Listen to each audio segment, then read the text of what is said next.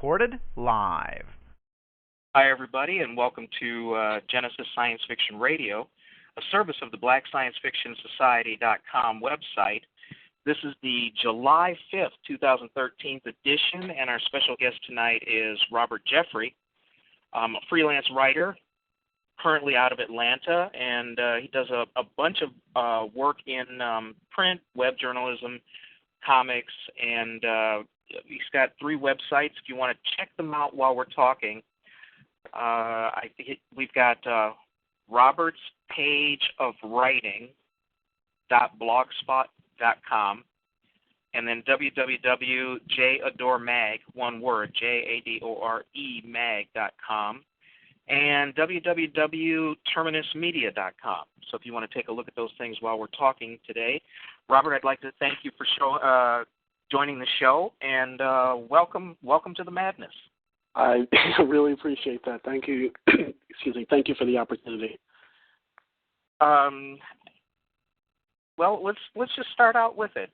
Let's talk a little bit about where you came from and what brought you to where you are today. Where'd you grow up? Well, originally from the south side of Chicago. It's my hometown.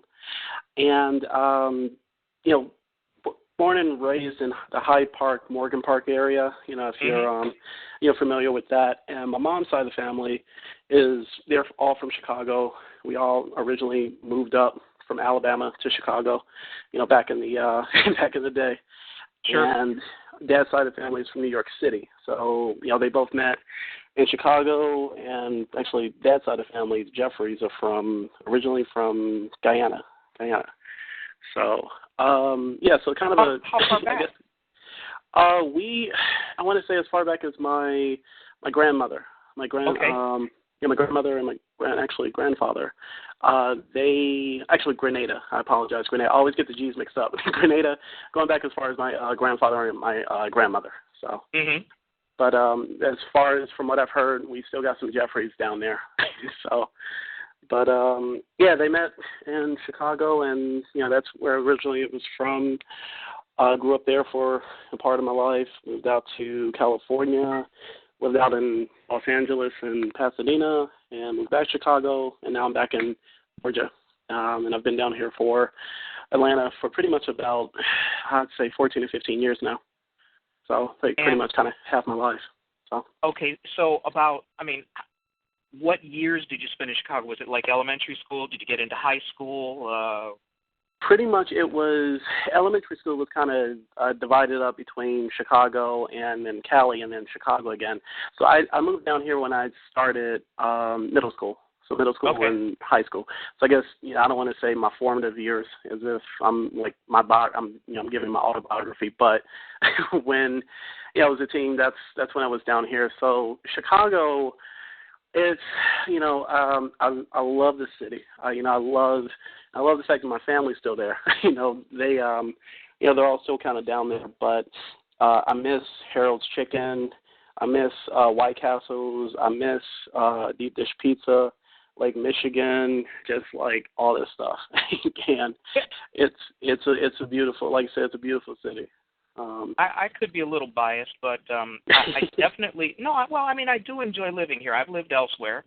Right. I enjoy living here, and tell you what, next time you come this way, let me know, and I'll make my standard offer. I'll buy you lunch. How's that sound? Well, definitely. That'll work. That'll work. And so where did you go to high school? Where did you spend most of your years in high school? What location? That would have been down here in Stone Mountain, Georgia. So I was there for, all 4 years.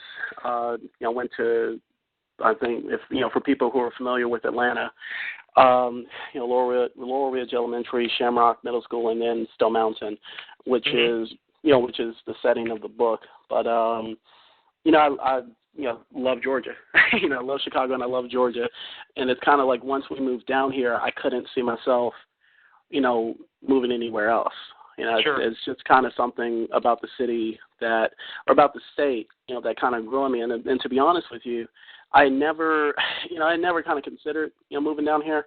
I hadn't known much about Atlanta, not to say that I didn't, like it. It was just, and I hate to, I just didn't know much about the city.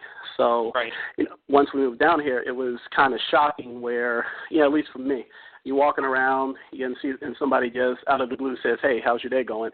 I was like, I don't, I don't know how to respond to that, because that's not, at least from, being up in Chicago, that's kind of like kind of a normal thing. So, this, I guess there's a certain, kind of Southern hospitality to a certain degree, but I also love the fact that this was, and I think it still is, the Black Mecca. So you had definitely, it was really nice to see, Black folks doing really well, running the city. As far as, politicians, you have lawyers, celebrities also, but it was just a good spot. We have tried to get folks, to move down here, from Chicago and New York, and I think we got somebody looking at Savannah, so I think we're doing good. But I went to high school down here and graduated, and went to Georgia State, Georgia State University. And about how old were you? I mean, you're a writer. Mm-hmm. You do. You in all kinds of venues. About how old were you? When did you get the bug for writing? This is, and this is going to sound cliche, but the earliest, I mean, as soon as I got a pen in one hand and a piece of paper in front of me, I was good to go. So I always kind of joke that I came out of the womb just like writing that, and it's just something I think maybe at the earliest, maybe 8, 9, or 10. Like my mom would tell you stories about me writing like a time machine novel, and it was, it will never see the light of day, but I will give the title of it. It was called Robert's Time Machine. So I was kind of trying to toss myself into the mix of the story that I was writing, but it kind of gave me, just filling up, steno notebooks or, trapper keepers of stories. That's just something that I've always done. I kind of get it from my dad, my brother and my dad. My brother and myself, get the writing bug from my dad, and it's something that he's always loved doing. But between the both of us, we've, kind of pursued it in our own ways.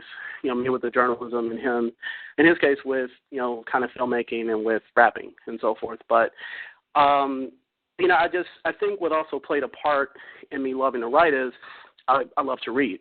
My nose was always in a book. I love going to the library. I would get Encyclopedia Brown.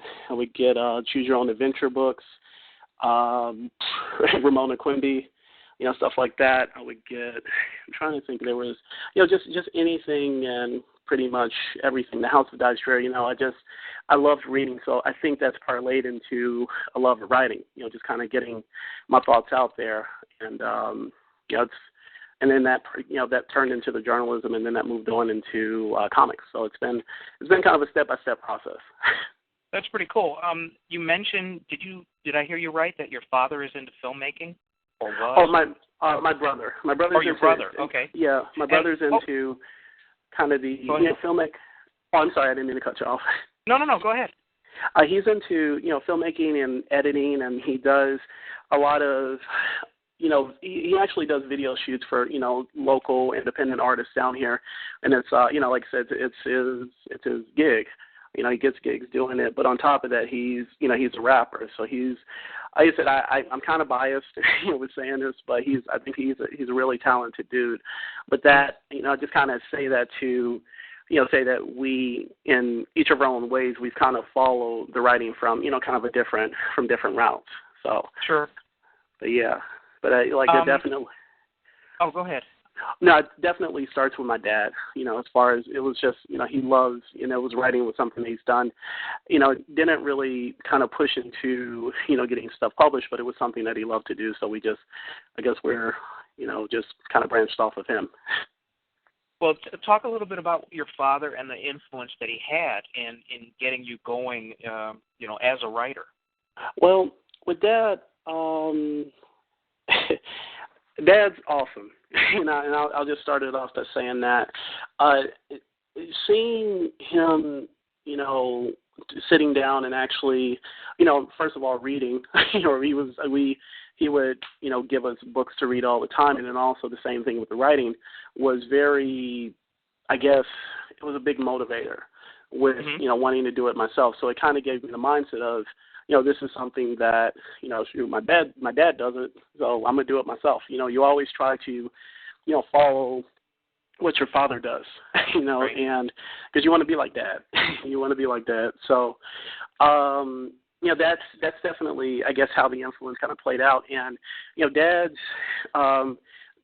the coolest, nerdy guy that I know. Like, he's very cool. So a lot of the stuff that, I was really into in terms of comics and sci-fi and, stuff on TV and movies, he was very supportive of that because with being, and, like I said, and definitely you could agree or not disagree with it, but it seems like with being a kind of a young black male, the comics and the sci-fi aren't necessarily something that, people, a lot of people are going to kind of accept. It was kind of, sometimes it's kind of hard finding people who have the same interest. So it definitely helped out, that my dad was really supportive. We could sit back and, kill seasons of Battlestar Galactica, the reboot. And so he was very supportive. And, not to, push my mom off to the side, my mom is very supportive. I mean, she'll be the first to tell me, like, BJ, that's my nickname, BJ, I don't understand the word. I don't understand what's going on. But if you're doing it, then I love you for it. So they were both really supportive, but definitely with having my dad as an example when it came to the writing, it was very helpful. And my mom has a creative gene or two in her body. So that's kind of what we kind of worked off of. Uh-huh. And let's see, there's you and your brother. Are those the only sibling? Is he the only sibling that you have? Yeah, he's the only sibling. Brandon, he's younger. He's a younger brother. Mm-hmm. And both of you are essentially in the creative arts, correct? Pretty much, yeah, pretty much. I mean, it's just, and it's something. It's funny because it's him, myself.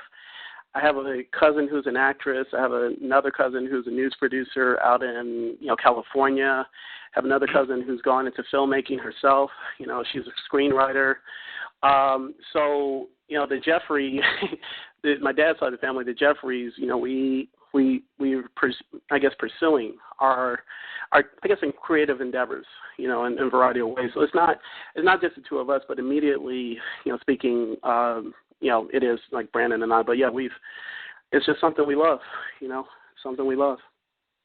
And so, I mean, since you've been writing, ever since you were able to pick up a pencil, when was how old were you the first time you actually got something published? That would have been, it would have been in, because I'm trying to think if we had a literary magazine in elementary school. It would have been high school. It would have been high school. That would have been, the first time that I'd had something published. And we had a literary magazine, and it's funny, I'm remembering the name, called The Avatar. And that would have been the first time. So it would have, and it was a short story, but I can't, kind of for the life of me remember exactly what it was about. But yeah, that would have been the first time published, because everything else, I would have, kept to myself, or hadn't really, or self-published, but it's just never seen the light of day. But it would have been high school. Would have been the first time, and then I wrote, and then also I became the editor for the literary magazine. So that's is one way that I decided I wanted to kind of keep it going with the writing thing. But on the flip side of that, we had a career day, a career day at my school, and one of the teachers, her husband was a professional freelance writer.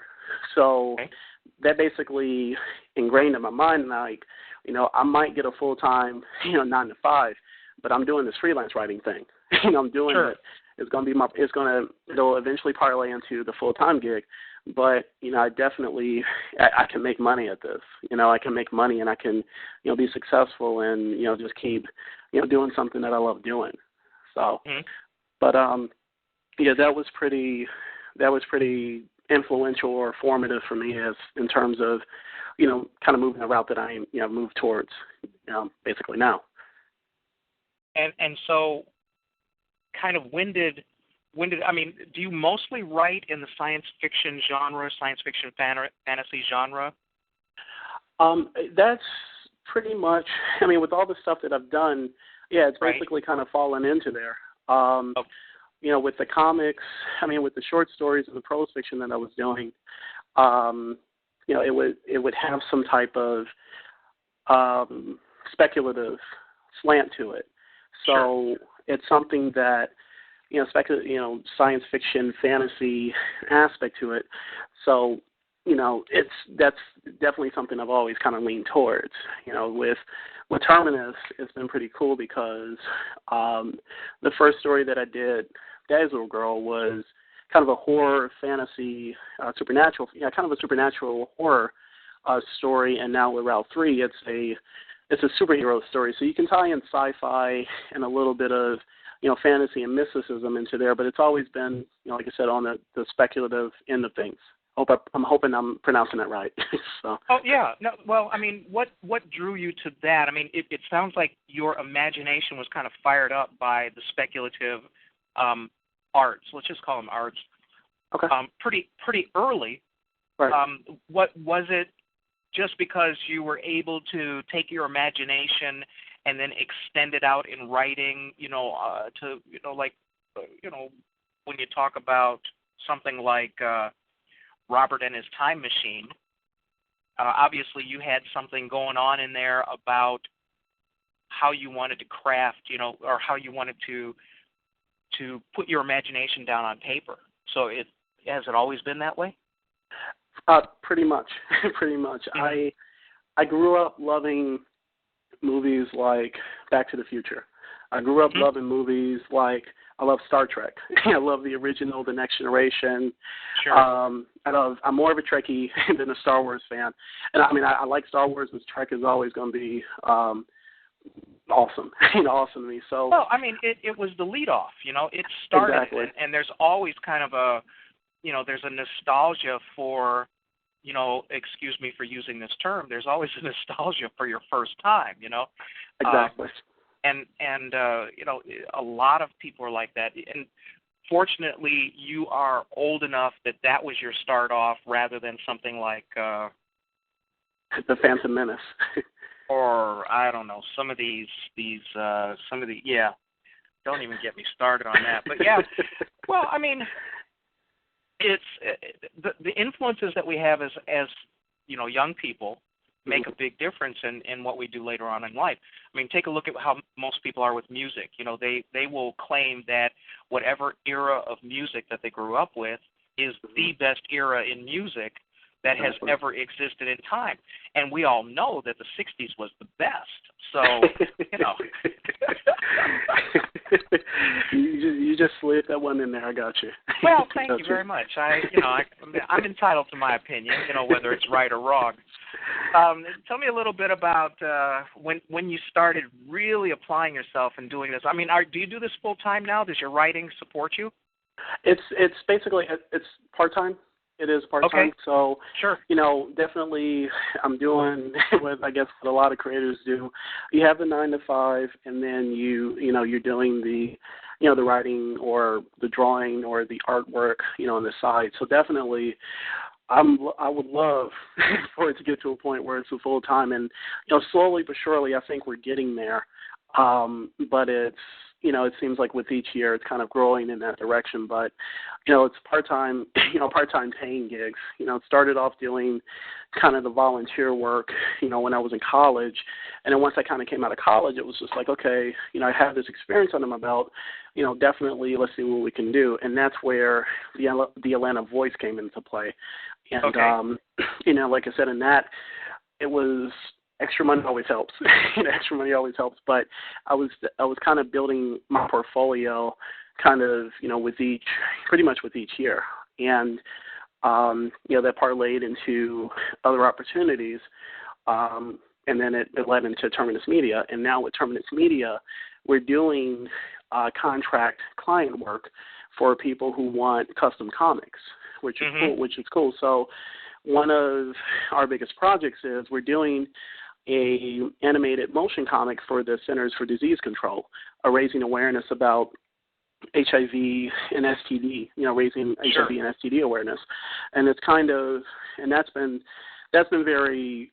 it's been very cool. It's a really good opportunity. And, but definitely, like I said, it's a part-time gig, but, full-time, if anybody's listening, I'm here. So work is work. I mean, that's exactly the thing. And let's be honest, let's take the best example that we've got. When you look at Hollywood, only 1.5% of the people who live in LA are full-time employees of the and I'm talking about the ones who do any work in movies at all. Only 1.5% of them are employed full-time. Everybody else has, as you said, a straight job, a full-time gig to pay the bills. So, right. I mean, the fact that you're gravitating toward that and able to do the pickup work and it's increasing is very very positive. The AIDS comics that you're doing, for the awareness of that, are they all anatomically correct? Are they all anatomically correct? Just a joke. That's yeah. But is it the kind of work that you do? Is it? I mean, when they feed that to you, do they give you storylines, or are you actually helping them develop the creative side of the work that you're doing for them? We're basically able to we're helping them to grow that creative side of things. It's okay. They're hiring us because we're I don't want to say experts, but we know what we're doing. This is something that we're trained in, so they're definitely kind of leaning towards letting us kind of guide the reins, so to speak. And if there's input that they have about things, definitely, like as with any client, they're hiring you for your services, but also right. They're going to give that input. And it's been good because it hasn't been invasive or anything like that. Actually, I mean, I've been blessed, knock on wood, to work with clients who necessarily come into, the room and say, this is what I want. I just want you to put words on the paper. Do it. I'm done. Bye. Here's a paycheck. That hasn't happened. So, and then you hear about experiences with people who are, far ahead than I am, with, doing licensed work or client work where that unfortunately has been the experience. But, with the CDC, definitely, it's a mutual, thing where we're working hand in hand to put out, the best product possible, something that will educate, so to speak. So, because we definitely don't want it to come off as just some PSA. Right. We want it to be something that entertains, but also informs, and kind of, sneaking it in. And then for it to be an animated motion comic, kind of how awesome is that?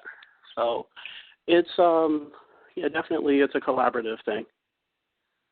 That's pretty good. And so at least the pickup work is getting you more notoriety and probably will hopefully lead to people maybe discovering your creative work and vice versa, I would guess. Right.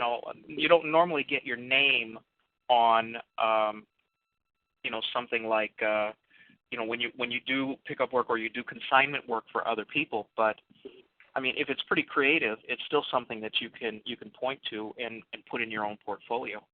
Exactly. I mean, even I guess some of the driest articles that I might have written, I still get something from that. It's that I love to write, so to being able to just have the chance to, just kind of do it and have it published is awesome. But I could sit back and just do something personally speaking for me, as far as personal projects, and may never have it see the light of day. But right. As long as I'm able to write, it's a first love.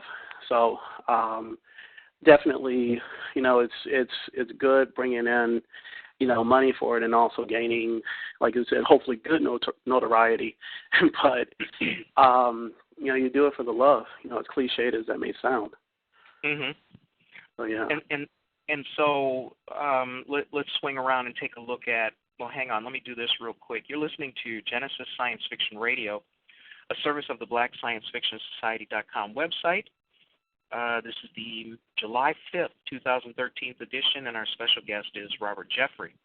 What I want to ask you about is, let's swing around to your creative side.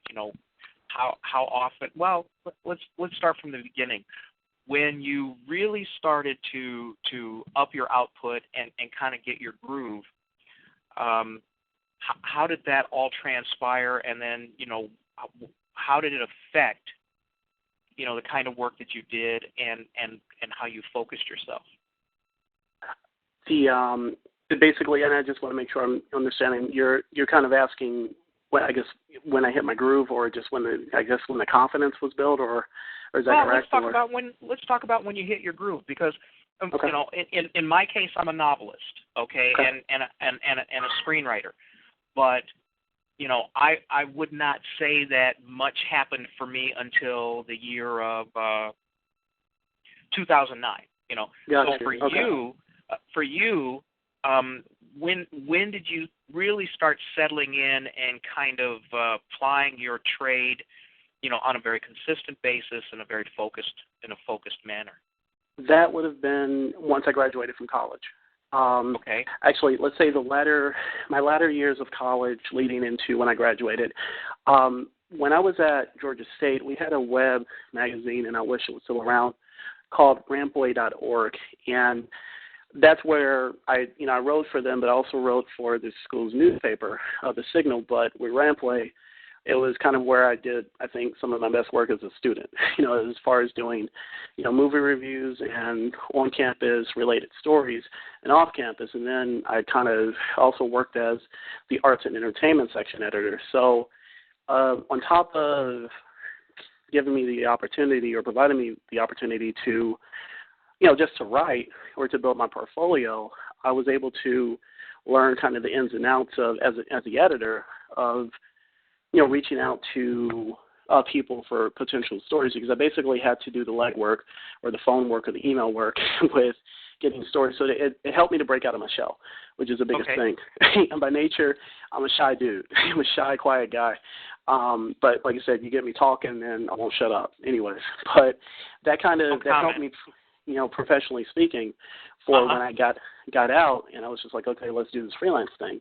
And so with the Atlanta Voice, that's where I pretty much worked it in terms of, going out there to get those stories, or pitching ideas, or, for things that I wanted to do. And it helped me to kind of grow with, with my skills, so to speak. But that was 2005 was probably kind of the beginning of those years where I kind of came into my own, basically. So, and I got the confidence, and, that's led to the other freelance work, but then it also led to, doing this stuff with Terminus, with the work with Terminus. So that's, beginning with the Atlanta Voice, basically. Well, let's talk about Terminus. Why don't you describe the body of work, and even, if you've gone through any evolution, as you started writing and now that you're well into it. What was the origin of the idea? Terminus, I'll take it back even to beginning with them, not too far back. Terminus Media started out as a collective idea of it was a group called Write Club, so like Fight Club, play on words. And these guys basically decided that, they wanted to bring their ideas out to the market, and not, not have to deal with people just kind of saying, no, we don't want this. So, they collectively, came together, brought on a bunch of awesome artists along with the writers, and they started by, and it was funny you're saying evolution. They started out with an anthology series called Evolution. So they did, I think, 2 black and white books, which were anthologies, Evolution Book 1, Evolution Book 2, and then they moved into color. And the titles are kind of, slipping my mind, but basically it's kind of led to the point where we're at now, where we are doing our personal projects, like Route 3, like The Gilded Age or Geist or Radio Free America, the Glyph nominated Radio Free America, which I helped co-write, Terminus Team Up, and just a bunch of other awesome titles that we have coming down the line. But we have those personal projects, but on top of that, we're still doing the contract work for like the client work, which is helping us to definitely get our names out there, and Sure. And we're telling the stories that we want to tell.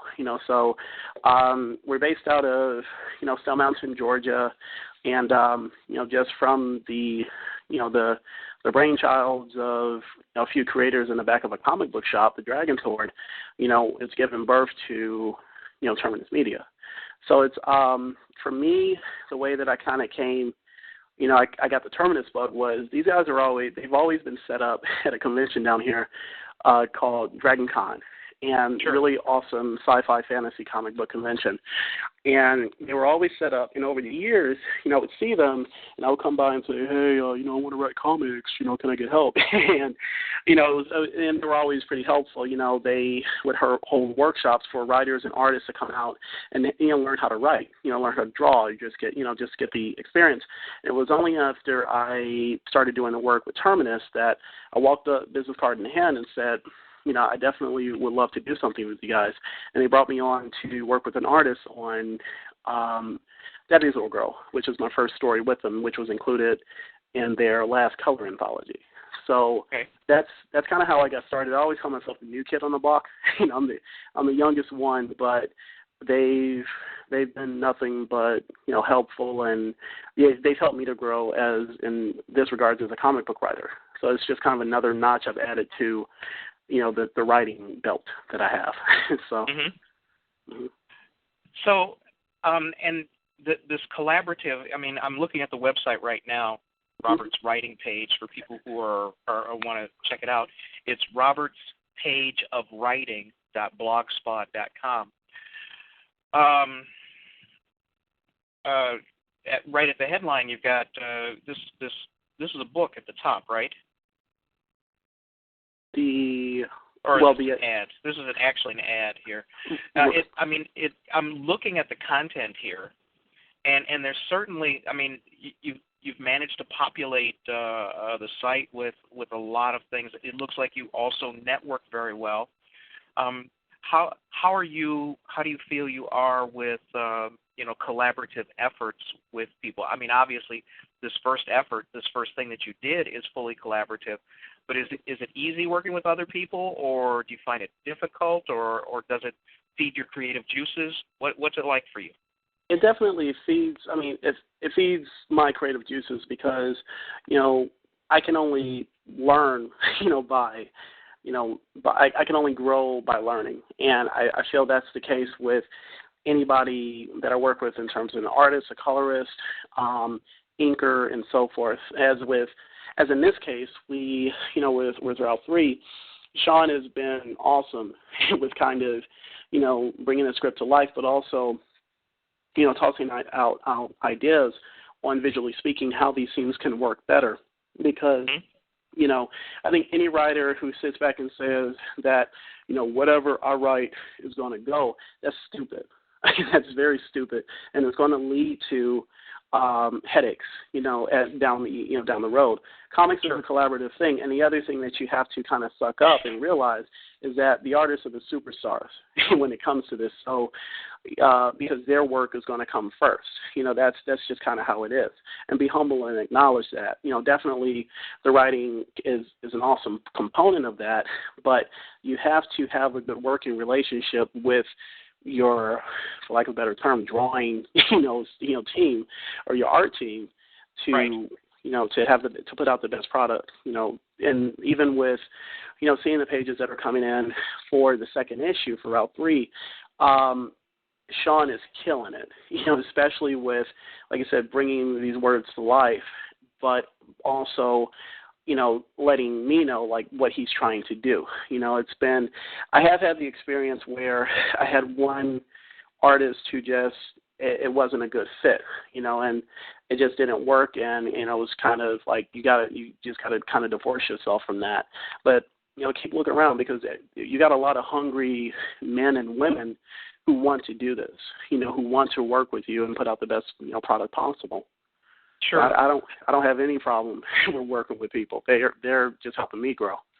Yeah. Now, are all the people that you work with on this project, are they all local, or are you, like many people, collaborating with people, outside your city, doing it electronically, what have you?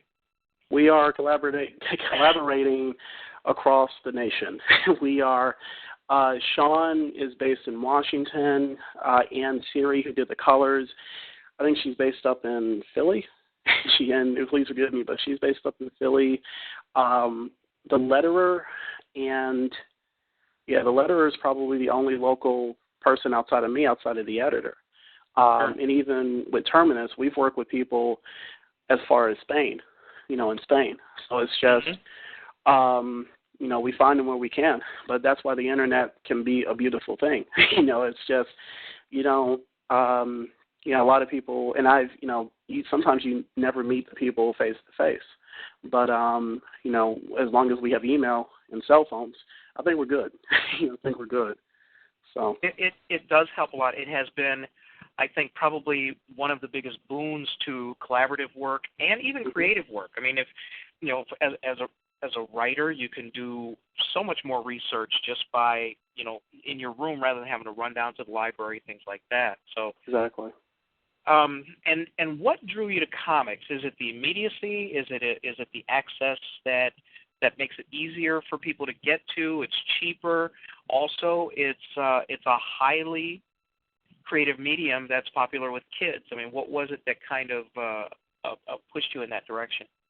I guess starting out, and I take it back as far as Chicago, comics were just another thing to read. I love reading, and I was just like, oh, comics, there we go. And it's visual, it's visual storytelling, which is awesome. I don't know. I mean, and it's something I've always said, that I will love comics until the day that I die. Some people definitely, to a certain extent, like my brother, I don't want to say he outgrows them, but, he just, kind of lost interest. We were big comic heads back in the day. Like, let him tell you about his Death of Superman series that he was collecting, when he was a kid. But for me, it's just kind of stuck. I love the visual storytelling. I love awesome artwork. I love, great writing, great dialogue, awesome characterization, and just something that kind of makes you, empathize with, the characters that are going through it. No matter if it's a big, over-the-top, super heroic story, or just kind of a quiet, talking heads drama like Queen and Country, like a spy thriller. So, sure. In Chicago, I love Spider-Man.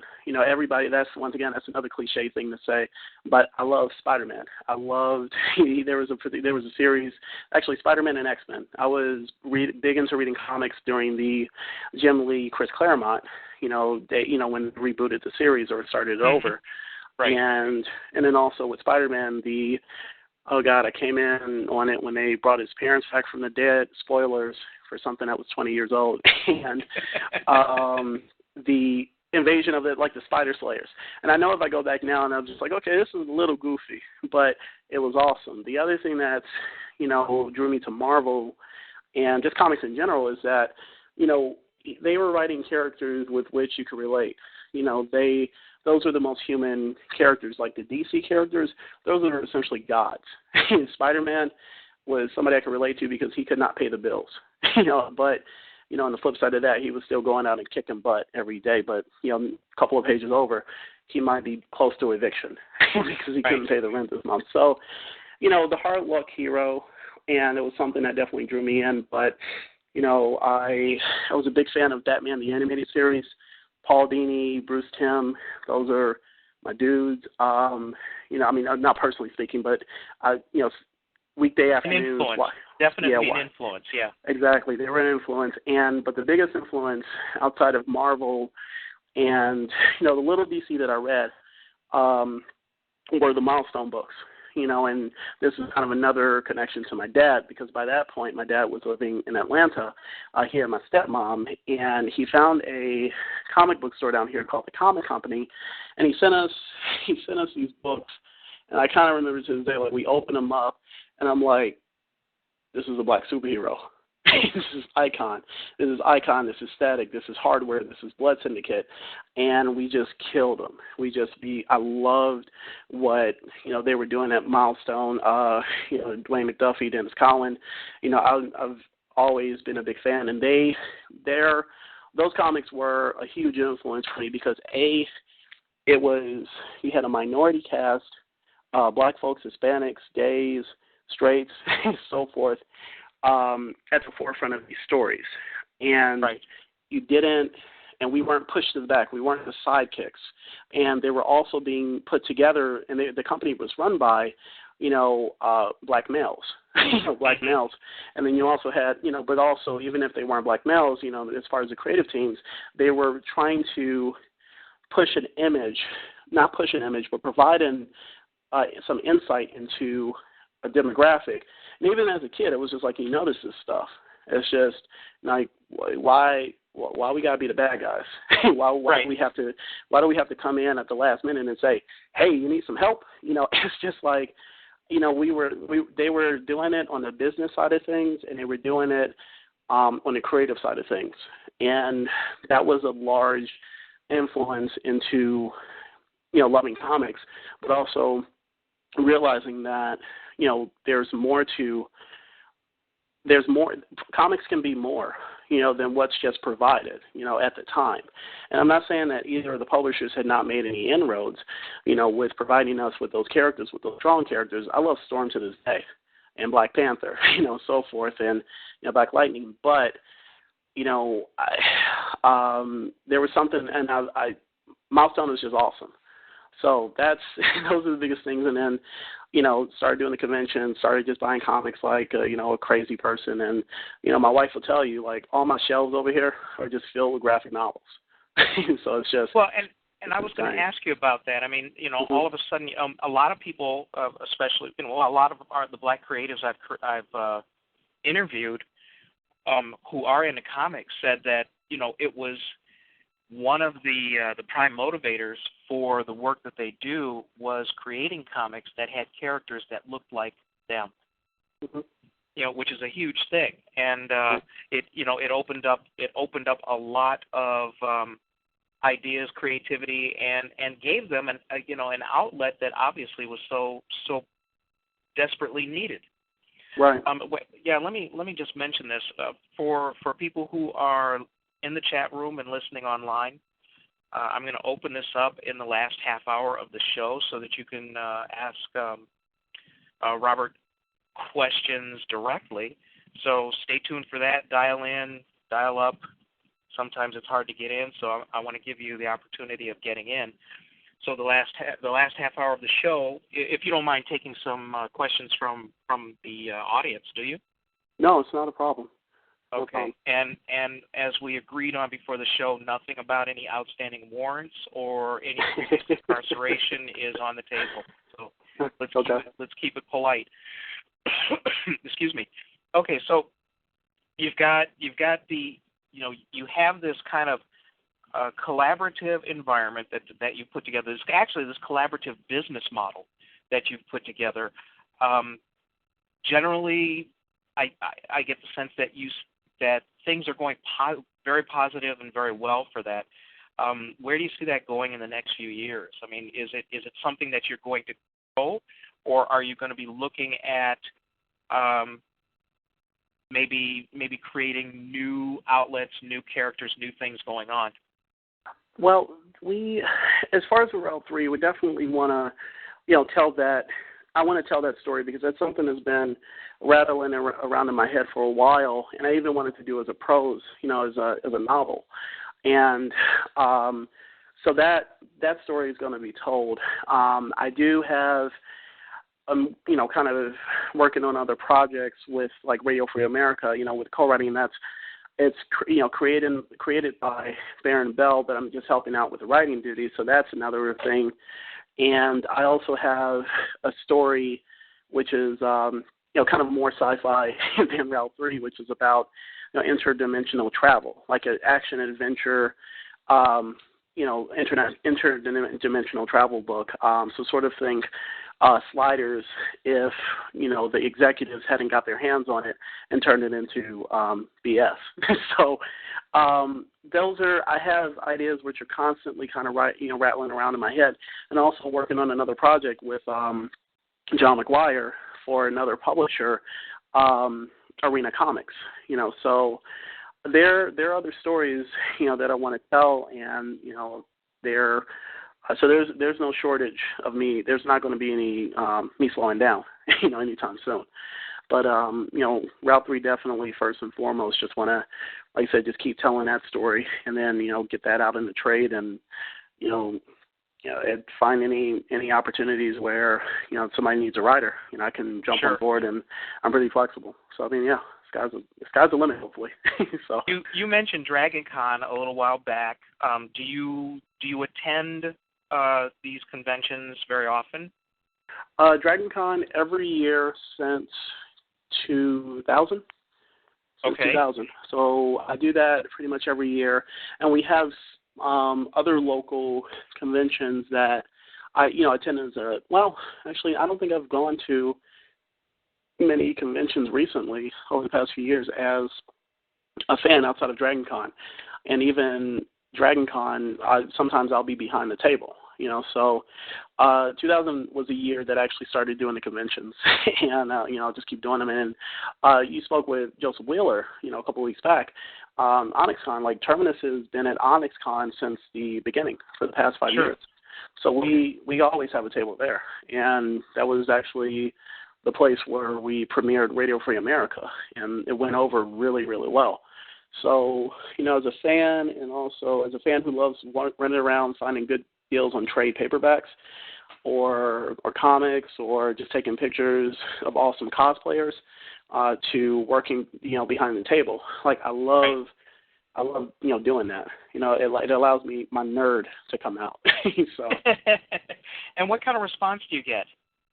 We get a positive, really positive responses. I mean, if it's not about the books or the products, it's just about, providing good insight and instruction. Like we have one artist who works with us, Don Hillsman, and he's worked for CrossGen, he's done Marvel, he's done DC, and it's awesome seeing people come up to the table and say, hey, is Don going to show up? Is Don going to be here?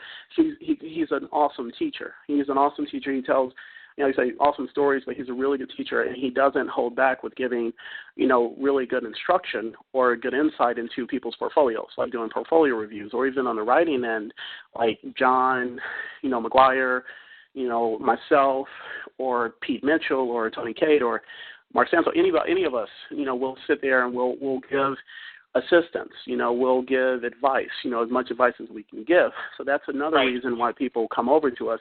I mean, we could sit back and just kind of not talk to people. First of all, that as a salesman, that's stupid, and also it's antisocial. And you also want to treat people how you've been treated. And like I said, this is an opportunity for us to nerd out, talk Star Trek, talk comic books, and all this stuff. But do what they did for me, take a chance, provide instruction. Sorry, go ahead. Yeah, it's also a chance to do, community outreach. I mean, when you think about what you do, having the opportunity maybe to talk to kids, inspire them, encourage them, mentor them, like what's his name you just mentioned, and to do that in a setting where there are so many creative things going on around them, it seems like a natural. I mean, it seems like more than just some place to go set up your billboard and sell your wares, Right. Yeah, and like I said, that's the biggest thing that I love about, doing conventions, especially if you can find somebody who can, who's willing to sit down and, take a moment or two and look through your portfolio. And I don't want to say look through your script, because that's not possible.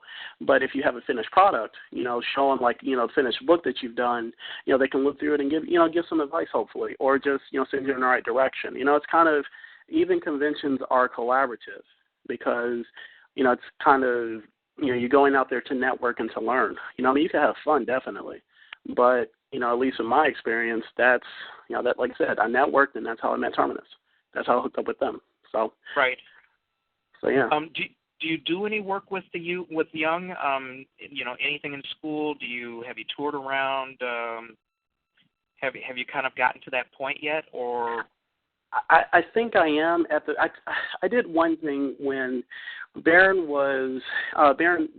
Bell was a professor down here at the Art Institute of Atlanta. So he used to run a comics club where it basically taught students about the comic making process, or Sure. how you can make a comic and learn about the various aspects. And I went and spoke at that, and that was cool. I actually enjoyed myself. But since then, I haven't had the opportunity. And to be honest with you, there have been opportunities that have opened themselves up, but they're normally during the work week. So the 9 to 5 has not allowed that as much. But I want to make more of an effort, because one of those opportunities just passed by this summer. But I would love to do that. I would love to find a way to make it work, even if it was on a weekend or even after work or something, because we didn't have that for me growing up. Like, if the local library in Chicago or Georgia had an opportunity for us to come out and speak to a comic book writer or an artist, I would have been like a kid in a candy store. So. But yeah, definitely that is something that I've done, but I would love to do more of.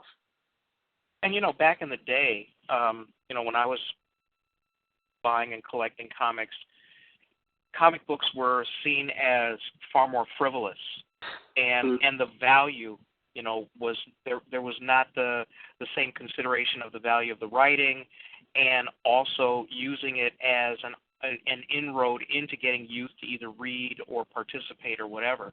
I think Right. A lot of that has changed now, and I mean, that's obvious. I mean, comics are as much an adult endeavor as they are for kids, maybe even more so, because when you look at how many different comics are out there, how many different genres, and look at all of these conventions. They've got this thing that goes on in San Diego. Mm-hmm. I always belittle that one. I don't know why. That's terrible. But I mean, these things are huge, Right. and we're talking about substantial, millions, probably billions of dollars. So it's Right. it's something that is more than some capricious will of a story about some fictitious superhero. These Right. these have much more significance. Does that? Well, Go ahead. sorry. I was going to ask you, does that drive your interest at all, the scope of it, or are you really, really coming at it from the creative side of you? I'm really coming at it from the creative side. I won't sit back and say, like, if some big shot Hollywood producer came back and said, "Hey, Route 3 is the ticket," and I wouldn't turn that down. But when I write, that's not the goal. That's kind of I think that's a very lofty goal, because there's probably a large chance that that's not going to happen. But right. So for me, like I said, it's more of a creative thing, and I mean, the corporatization of the big two comics, or just comics in general. Actually, just keeping it with Marvel and DC. That's a long discussion for another day, because you kind of it's and there are writers and there are podcasters who have talked at length about it, and they've done it pretty well. But it just kind of gives a sense that there's less chances being taken with the books that the big two are putting out, unfortunately, because the larger corporations have their fingers in the pots, so to speak. So when I love the Avengers movies, I love the Dark Knight movies, I love all these. Like, we're in a comic book movie renaissance, actually probably a comic book movie buffet. But on top of that, you have awesome shows like The Walking Dead and so forth. But that's what people are interested in. Unfortunately, like, I think the large majority of the people who are actually buying comics are still the diehard fans. Are still the fans. I don't think that the movies and the TV shows have necessarily parlayed into getting new readers. So, what's going to push you to tell like newer stories, if that's the case. Right. Just or fresher stories, I guess. But like I said, there are people who provide really good arguments in terms of the corporatization of, those big companies, but you have other companies like Terminus Media but more prominently Image Comics, Oni Press, Dark Horse, and so forth, who are, taking those chances, with telling, new and inventive stories. So, it seems like people are just strung out on Marvel or strung out on DC. And, I would love... It's hard. I mean, it's hard to reach that threshold. They've spent billions of dollars now on creating a movie franchise for these, and they're very popular. And it has the caveat of exposing people to the fact that, oh yes, these were originally comics. But I also think that it raises the threshold of the possibility of newer characters being discovered. Exactly. And then we have the added caveat, I think it's the added uphill climb of, comic books with black characters. That's always going to be tough in this culture, or it's going to be tough for the near future, the foreseeable future, because, let's face it, America is America.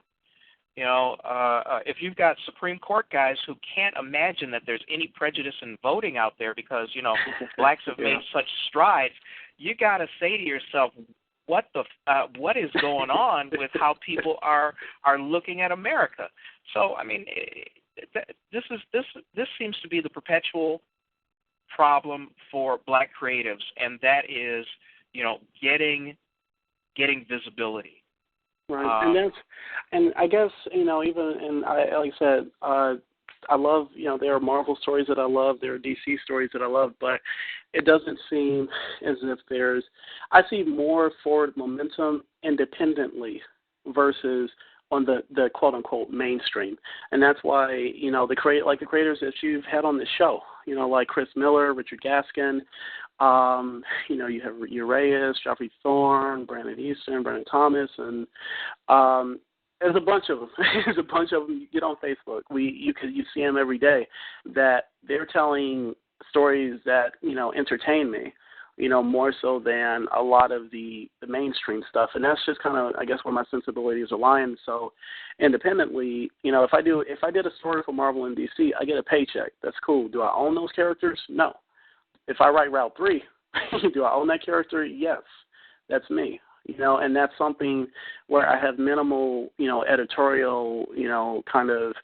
I mean, they're, definitely they're edits, made in the story, but it's never anything drastic where I'm kind of losing my voice. So that's my mindset.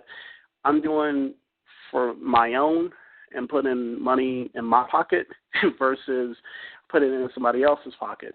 Like I said, if there's a gig to be had, that'll be awesome. But at the end of the day, I know that I don't own Spider-Man. So. Right, but it's also deceptive. The reach and the popularity of independent work is deceptive because, I've interviewed people on this very show who have huge international followings. They have thousands of people hitting their sites whenever a new issue of their comic comes out, and it's all over the world. And the thing is because it's not the conventional business model, those content creators are not going to get the same kind of word of mouth play that Marvel and DC does. But these people every month or every week or whatever the period of time it is when they generate new issues, they have vast followings that are international. But you don't hear about that. There's no visibility. There's no let's see, what are those people? There's no AC Nielsen for comics. Right. And it's basically what catches the eye of what passes for television in this country, and that's a sorry state of affairs right there. Seriously, it's been dumbed down, and and the money has been taken out of it. The reason why we have so much reality TV is because it's cheap. Yeah. If you want to do a Deep Space Nine, or you want to do a even a creditable job of Star Trek, anything that we would look at how expensive Battlestar Galactica was. Right. You see all of these, all of these series on the Sci-Fi channel that just get blown away. Sci-Fi walks away from them, not because of a lack of a loyalty in the fan base, but because for whatever reason, that time slot did not make them enough money.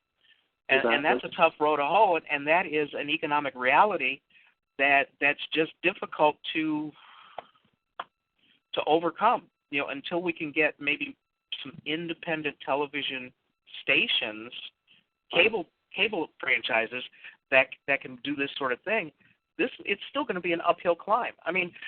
Stop and think about what's it going to take for somebody to discover your work and then say, hey, we want to turn this into a show. Right. Well, first of all, they got to find you, and then they gotta say, well, we're going to release the ducats. We're going to spend the money to go ahead and produce your show. This Sci-Fi is expensive. Right. Let's be honest. When what was it? I was watching. I guess Stargate SG-1 was probably one of the most successful early. Stargate SG-1 and Battlestar Galactica. Those were very expensive things to put on, and then add to the fact that I guess, they had to cut their costs or at least reduce their costs to a manageable level by doing those shows in Vancouver. Sci-Fi, basically, if you're an actor and you want to be on TV every week, move to Vancouver. Because every single one of those damn actors up there are in every single one of those shows. And, I get mixed up because I go, well, what is Henry Foss doing in the remake of the Philadelphia Experiment? So there's so many considerations, and you would think that with so much creative going on out there, there would be more possibilities for getting something done, for achieving a certain amount of notoriety, or maybe getting a show. But I think that it's all working against everybody, and there's less opportunity. Hang on a second. You're listening to Genesis Science Fiction Radio, a service of the BlackScienceFictionSociety.com website. This is the July 5th, 2013 edition, and I am joined by the remarkable Robert Jeffrey. So, in terms of getting you the kind of publicity, or at least the kind of notice that it would take to maybe go what we consider commercially mainstream, do you have anything, in the works, or any strategies that you're thinking about in order to cross that threshold? Basically, it's kind of, still trying to build that strategy and learning how to, because I'll be honest with you, I've had, Route 3 is going to be, it's kind of like my first, one and only as my baby. So that's the one, I needed a finished product, and that's kind of the best response I could give.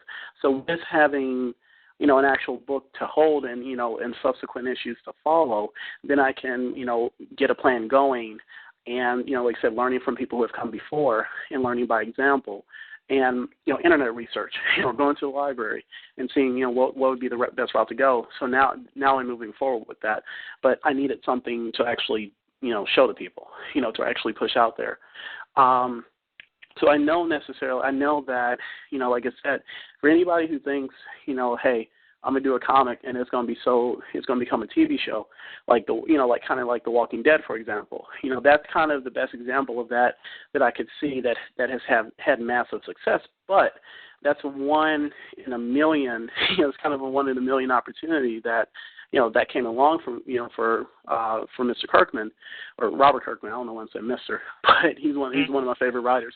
But this is after years of him being close to foreclosure, being kicked out of his house, eviction, not having any money, and, kind of cutting his teeth in, working for Marvel, and then, kind of doing his own creator own thing, and that's built into him having this TV show, which I got my issues with. I got a lot of issues with it at times, but I respect, the source material and the fact that he's gotten it to the point where everybody apparently loves zombies. Everybody loves zombies, but that's, like I said, but that's after I know he sat down and he got a game plan going. He's like, okay, got to get the book out there first, and then we'll take it from there. And I think that's kind of the way that you have to go. And I definitely understand what you're talking about when you have certain creators who, they have a really big international following, but it's just like when you try to get people to read the books over here, it's just, it might be like pulling teeth, which is unfortunate. It's just, I joke that I'll go and stand in the middle of a major road that we got down here called Memorial Drive, and I'll sell Route 3. I'll sell them like I'm selling oranges. But that's not going to give me many sales.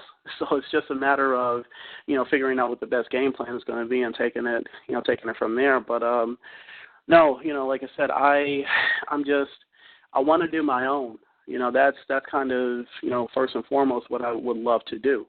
And, try to, get the best story out there, turn a profit, and then if Hollywood comes calling, then that happens. But I'm not thinking that is going to be an immediate goal. I mean, it's not going to be something that happens immediately.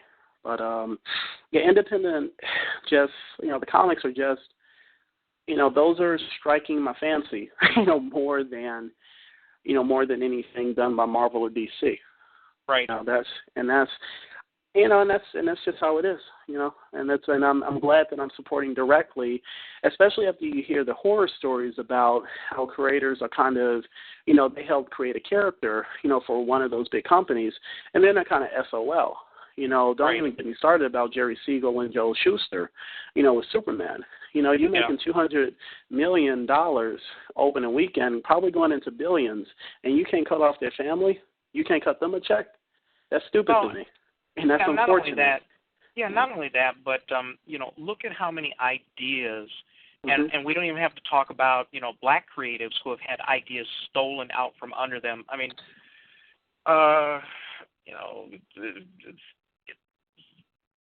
the money rules, and there is no other secondary consideration.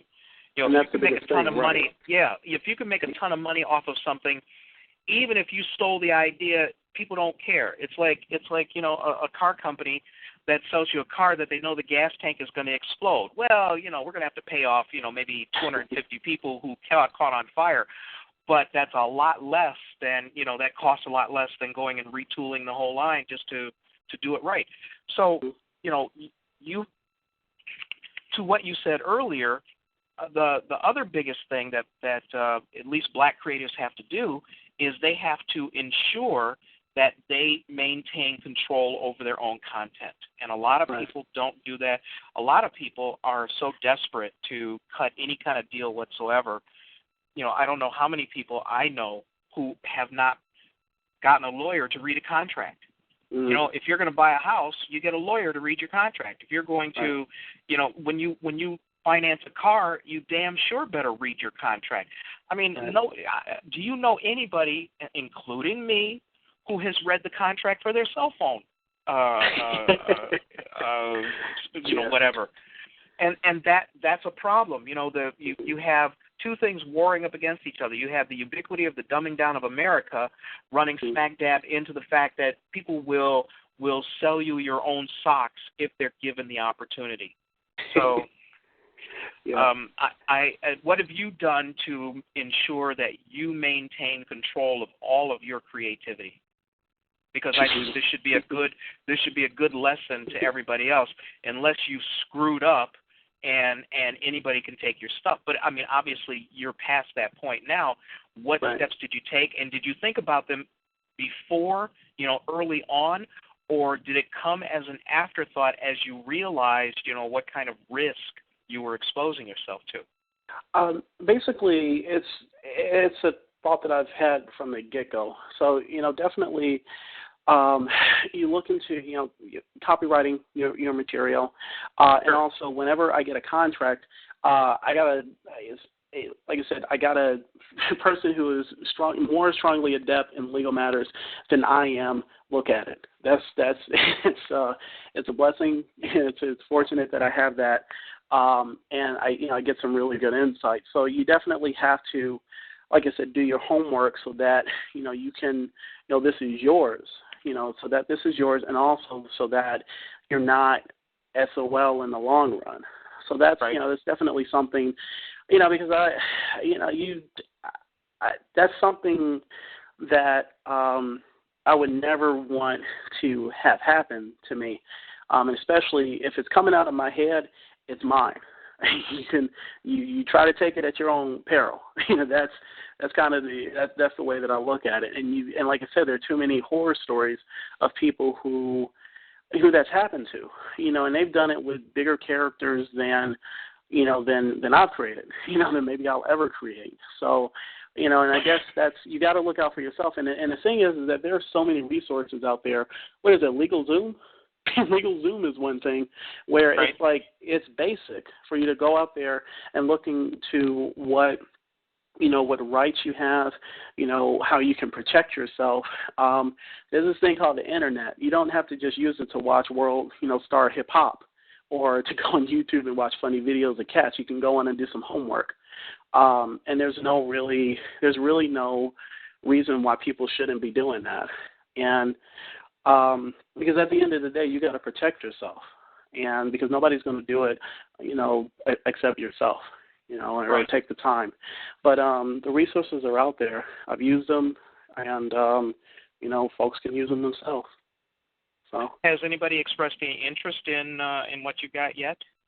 Not as of yet. I mean, we, like I said, Route 3 is pretty kind of fresh out of the gate. Right. Radio Free America is definitely something I know that Baron Bell is trying to.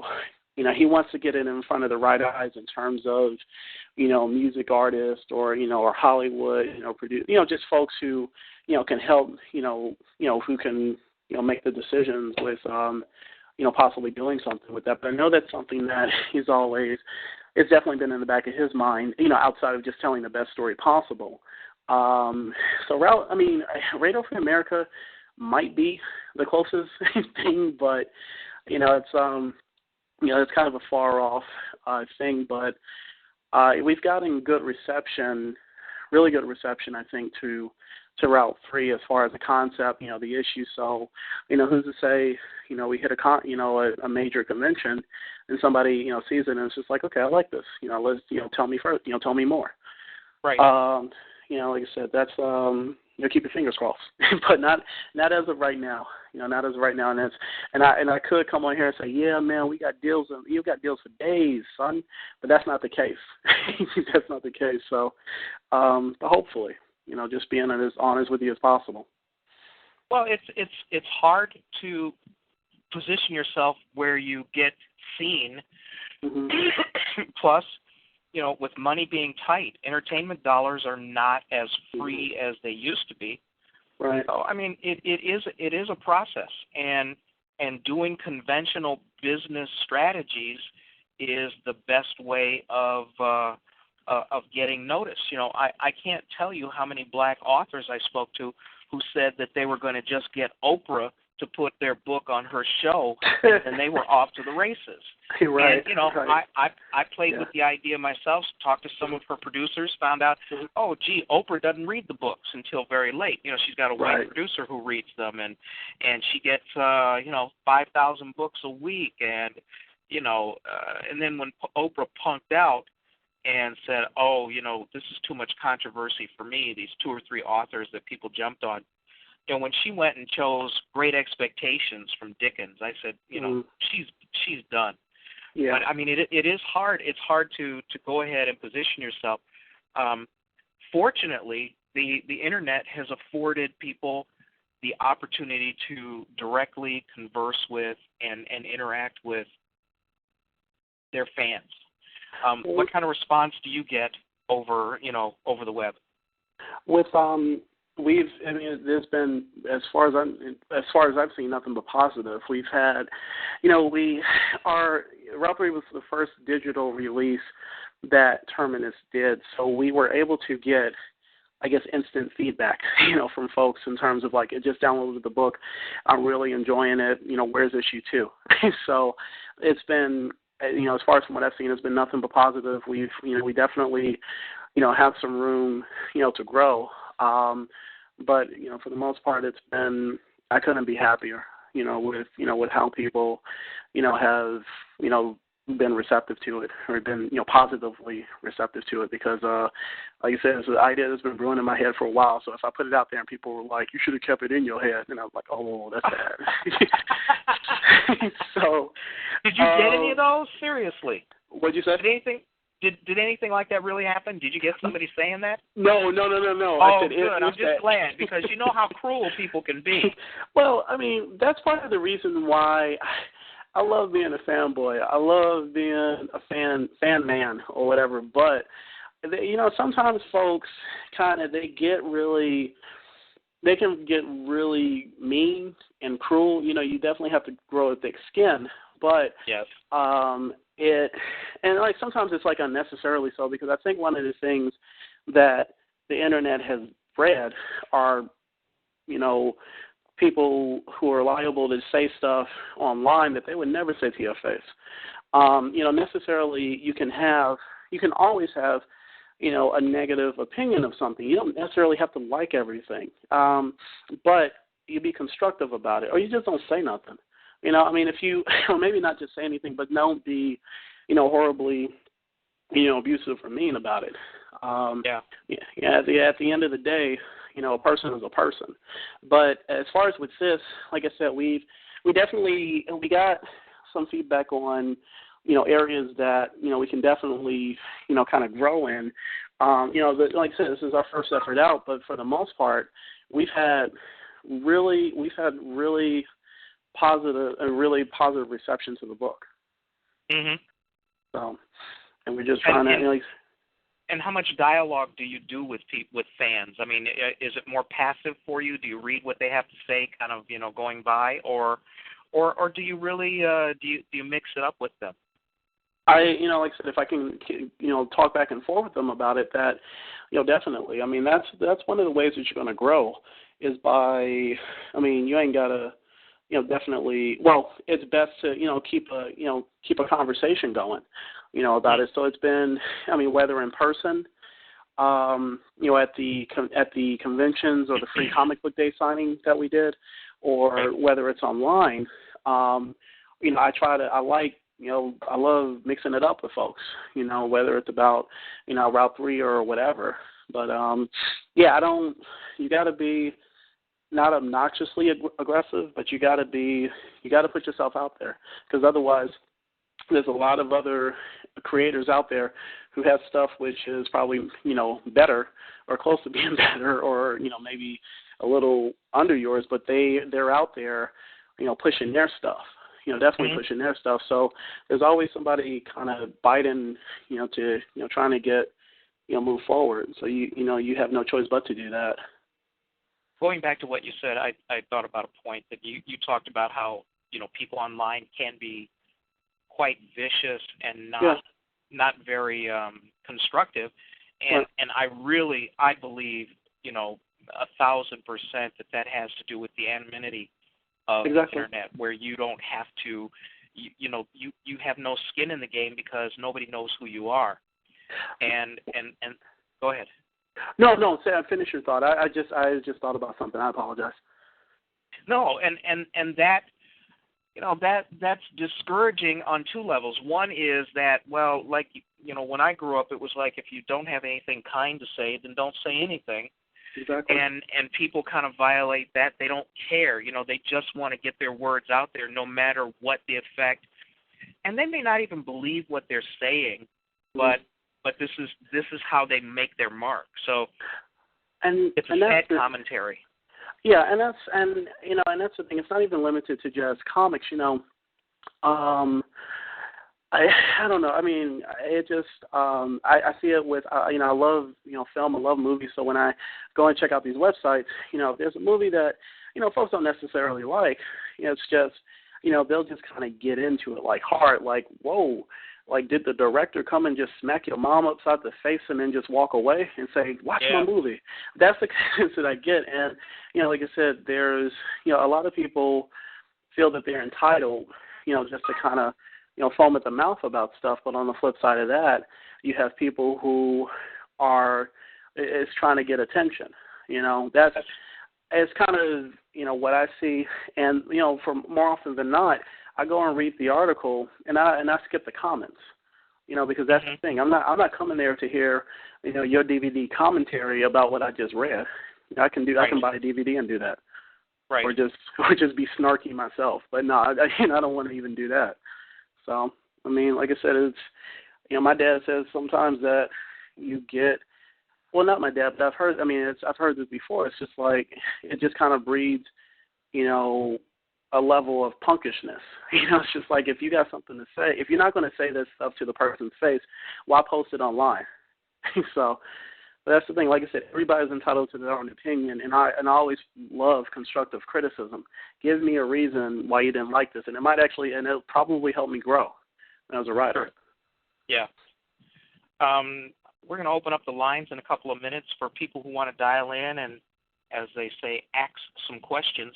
Mm-hmm. Of course, I'm going to give cards and letters about that. The last thing I want to ask you before we do take questions from anybody who has dialed in is, ultimately, where do you see yourself, let's say, 10 years down the road? I mean, are you looking at, a creative universe empire, or do you think that you will be completing, serial new projects, things that excite you as they come along? If you could pretend you had a crystal ball, where do you think you're going to be? What do you think you're going to be doing? 10 years from now, doing this full time, and writing the stories that I love to tell and collaborating with awesome folks, to tell those stories. I definitely love doing comics, but wherever I have an opportunity to work my craft, I will definitely, be doing that. But like I said, 10 years from now, doing this, full-time or close to full-time, but and just, like I said, still telling the stories that I want to tell, and hopefully, people like them, and that's, or I will just send all the issues to my mom. So, she likes them. Right. Yeah, I forgot. Did you mention that you were married or not? Yes, I am. I'm married to a wonderful woman. Well, of course she is. We all marry way over the end of our skis. If truth be known, women can always do better. So anyway, oh, that's right. Yeah, she is supportive of what you do. Do you have any kids yet? And do you see, maybe trying to encourage your kids the way your folks encouraged you?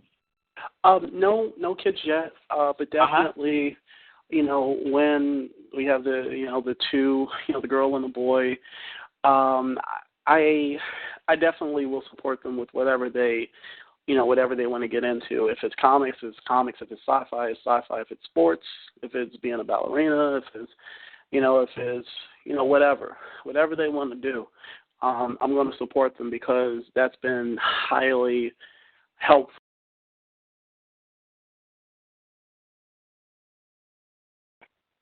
Hello? We're okay. Okay.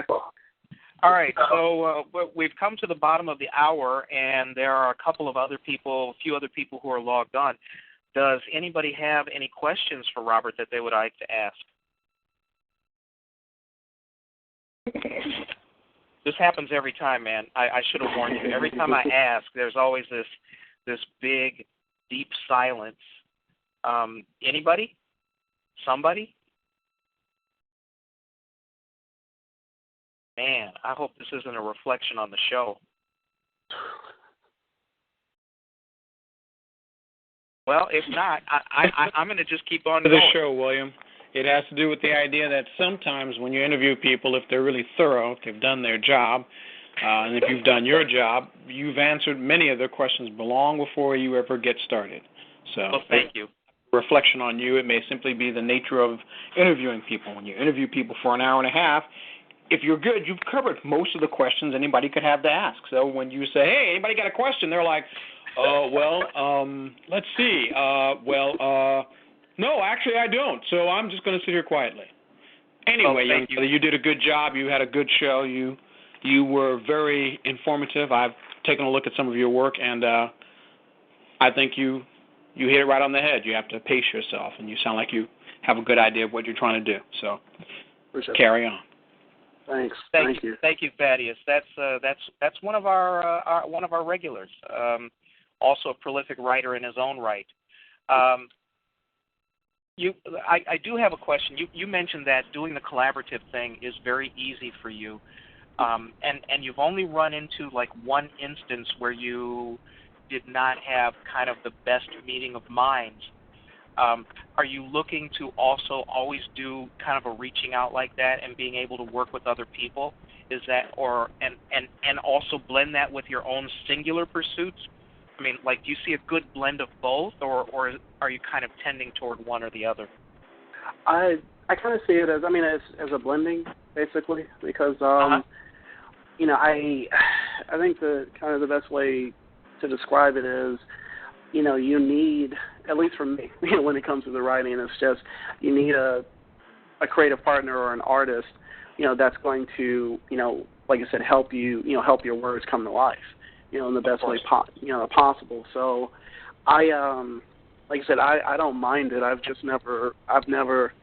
It's just me. I've never thought that, I'm so, big that, I need to tower over anybody else, when it comes to, doing this. Like, I'm more in the know than the other persons that I'm working with.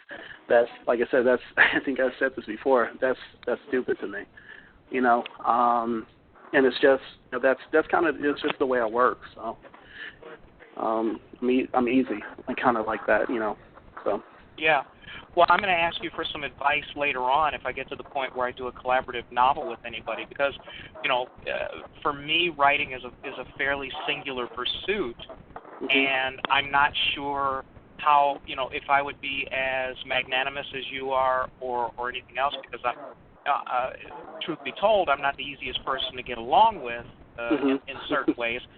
Well, no, and it's probably because of a lack of experience, a lack of having to have shared that kind of process. So, I mean, it's good that at this early stage, I think that you have gone and at least mastered the art of cooperation. And then also in comics, I don't know very many people who write the story, do the inking, do the coloring, and also do the lettering.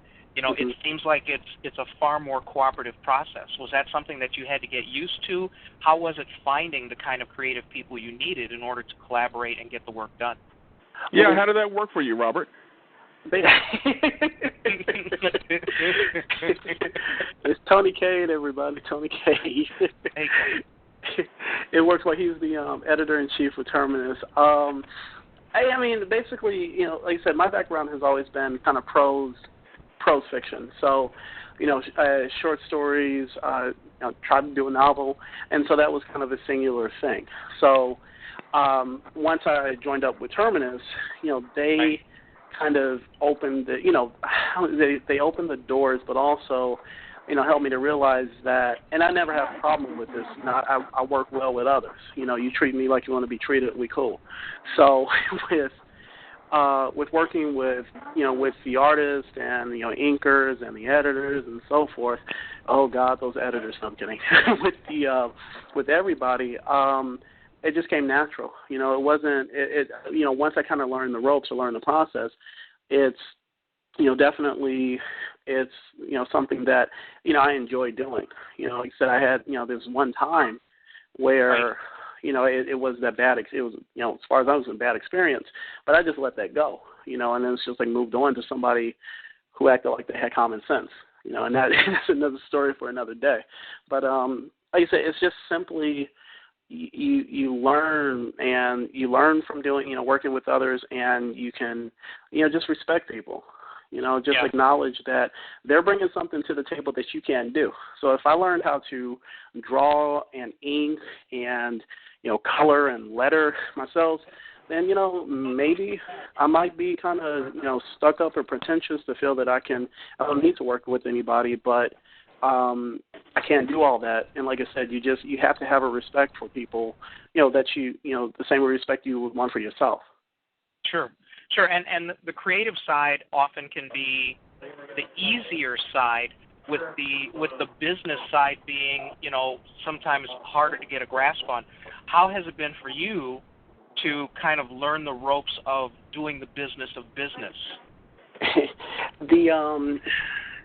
It's still a learning experience because, like you said, I'm a creative head. When it comes to, the networking is something I definitely I picked up on when I was doing, was working as with the Atlanta Voice and, having to find those opportunities. But when it comes to, making those business-oriented decisions or having my mindset to, like, okay, we got to go out there and, be the businessman, and the madman or whatever. But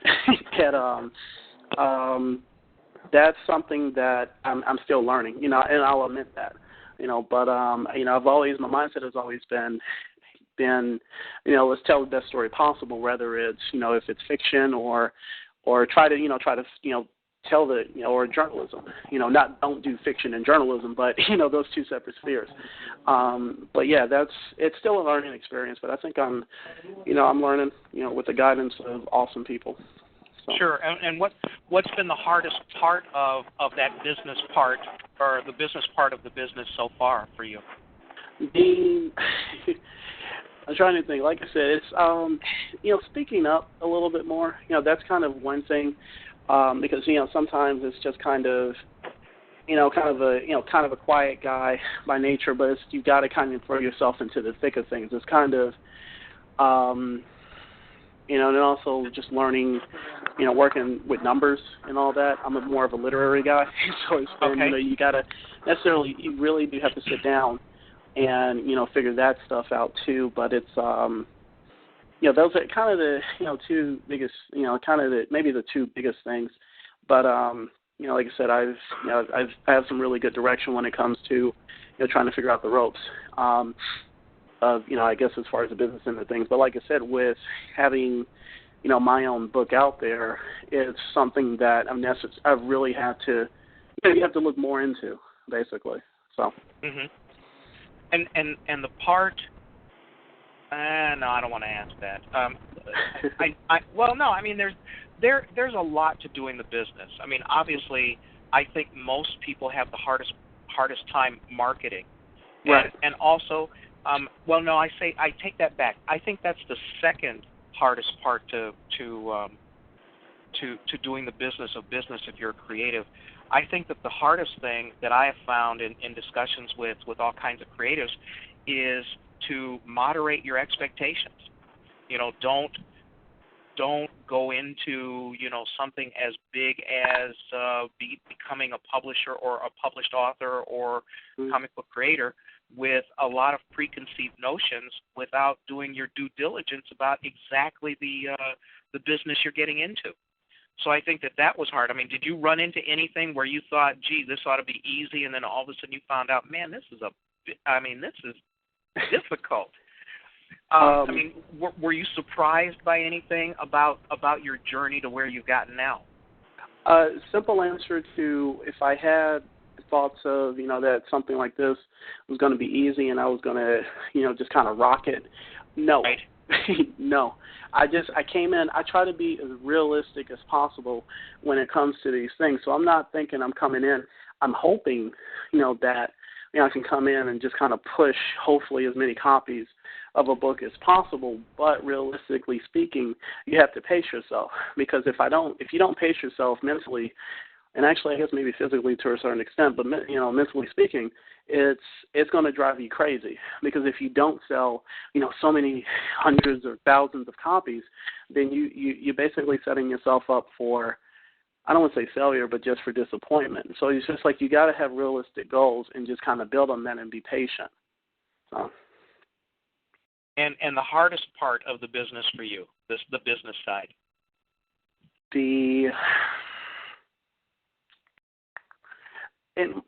I don't want to say it's maybe okay. I'd say maybe the hardest part is probably, figuring out the best way to, I guess, to market my stuff, which in an effective way. So, it's one thing you can definitely go on Facebook, and then to be honest with you, and also the budget. Definitely, it's kind of prioritizing, where I guess money might go or whatever. But also, if, like I said, with the marketing, it's, trying to find the best way to get your work out there. I think right. That was something that you mentioned. Actually, that might be, one of the biggest things, because definitely, Facebook and Twitter and our website, my website and so forth have definitely been beneficial. But also it's just kind of, navigating your way through all these variety of options, that are available, but ultimately what's going to be effective, Right. I think that it's a very smart idea, as a black comic book creator, as a, black creator of anything, to try to hit up, the, African American oriented, news media, because, sure. We're a niche within a niche. So why not try to fill that with people, you walk up to them and they'll be amazed at the fact. That's one thing that you just basically have to be creative, I guess, is the point that I'm making. So, and that's one route, why not hit up Jet Magazine if you can get in touch with someone and say, this is something that I'm doing, and, and they have a readership of, I don't know how many, folks. So, sure. It's just a matter of, working it the best way that you can, and, finding a way to get eyes on you, and especially in a sea of, people where there's no shortage of independent creators out there, or mainstream. Right. Have you had much success with your contacts with black media? With Jador Magazine has definitely been really helpful with, kind of pushing the word out about Debbie's Little Girl. That was my first title, and also in the process of, just reaching out, to other places. So like I said, there have been, some responses, and there haven't been, in other cases there haven't been, but it's, so it's kind of a 50-50 type of deal, but we're still kind of at this kind of, I don't want to say early stages, but yeah, maybe early stages of trying to promote or push the book, to all outlets. I mean, anybody that's biting, it's just, you don't necessarily have to just focus on the comic book crowd. I mean, prime example of that are the Brother Man crew. Like, they went to the I can't remember the name of it, but the National Black Expo, and the folks that they were selling to aren't all they weren't all comic book fans. So, it's just like you have to break out of that niche, I think to find, success, or try to find success. Right. So. I'm sorry, did you have much success with Jet Magazine?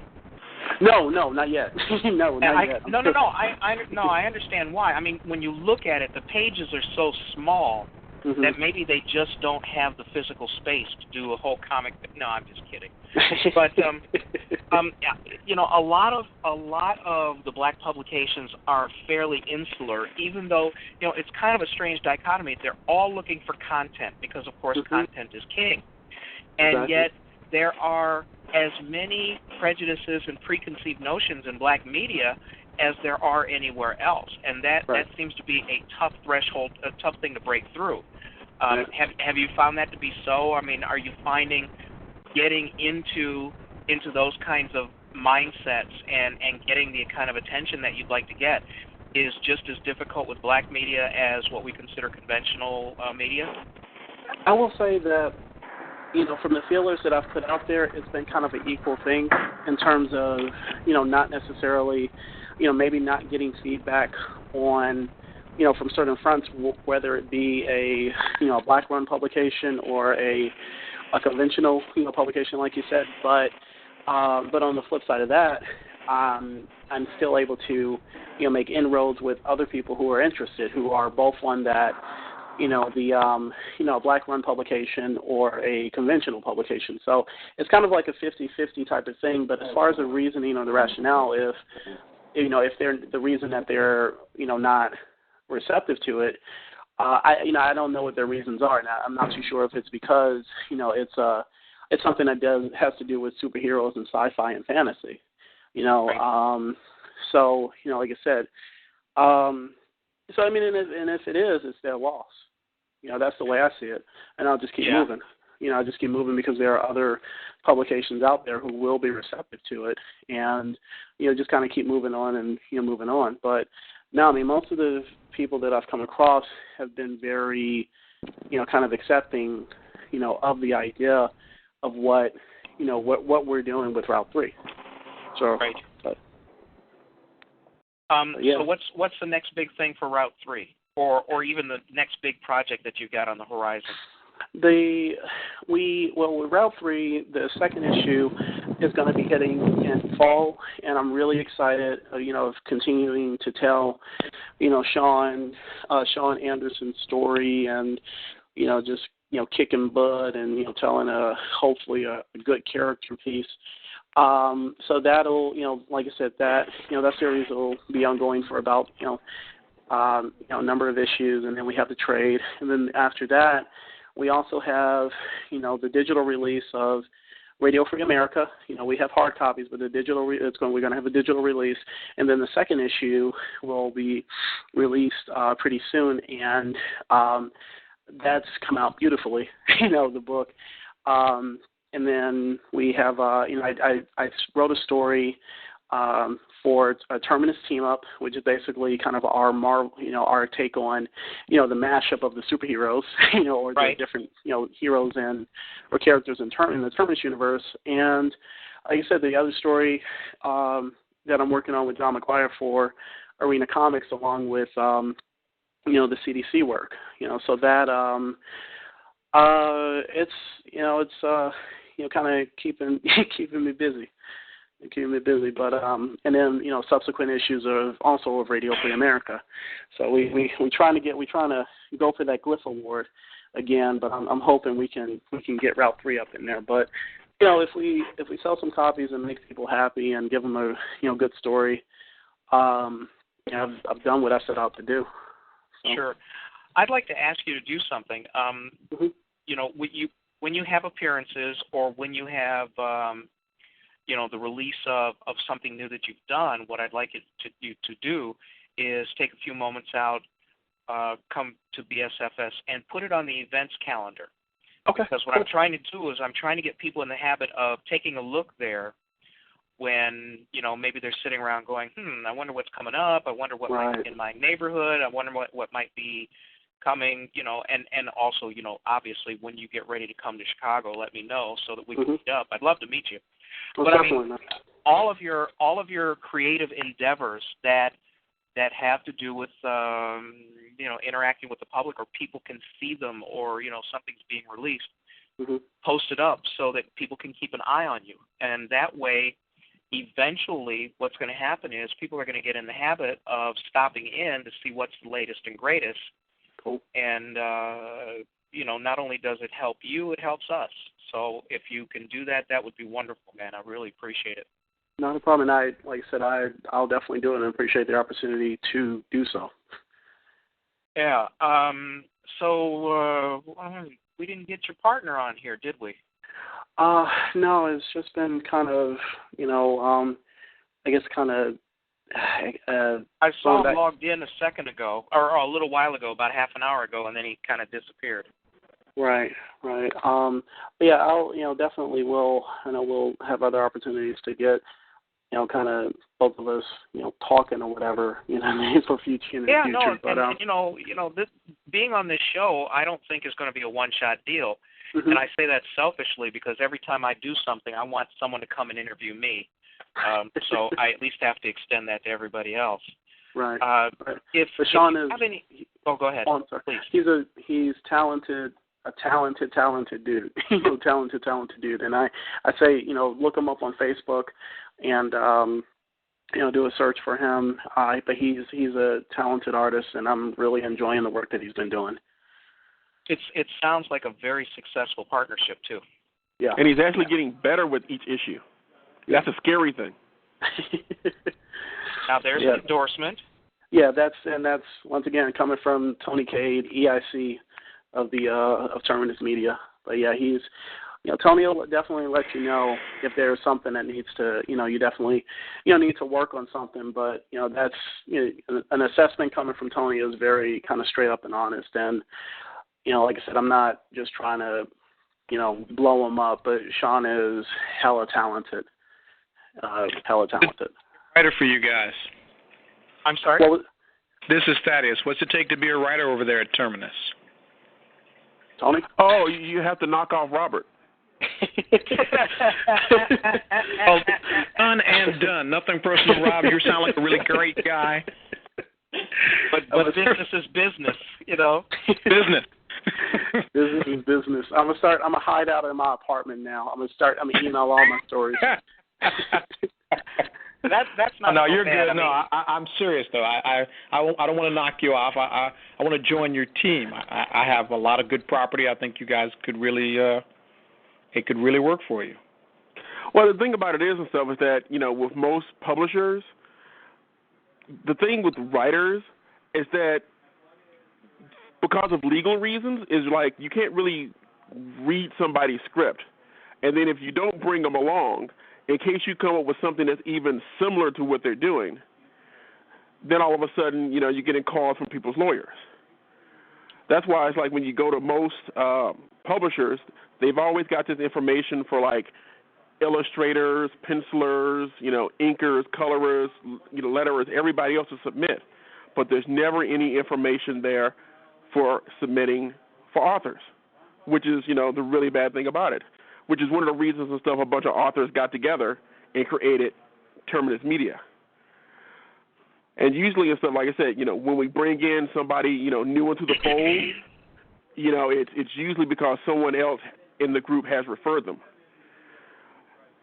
It's like, I met Robert at, a convention, and then I read some news articles and stuff that Robert did. And then I personally went out there and grabbed Robert and pulled him on in here to Terminus because I thought he would definitely be, an asset to what we were doing and know that we had a lot of, like-minded ideas going. Yeah. So, like I said, it's just, kind of hard and stuff, with the creators and stuff. I guess the best thing to do and stuff, if you're going to try, to show us some stuff, make sure you've got all your legal stuff down. And then, for us to even look at your story, you'd have to actually fill out, what is it? I forgot the name of the form. I can't believe I went brain dead. Non-disclosure agreement, and usually some people do a non-compete in case somebody wants to steal an associated idea. Right. Like I said, we've actually got those, papers and stuff.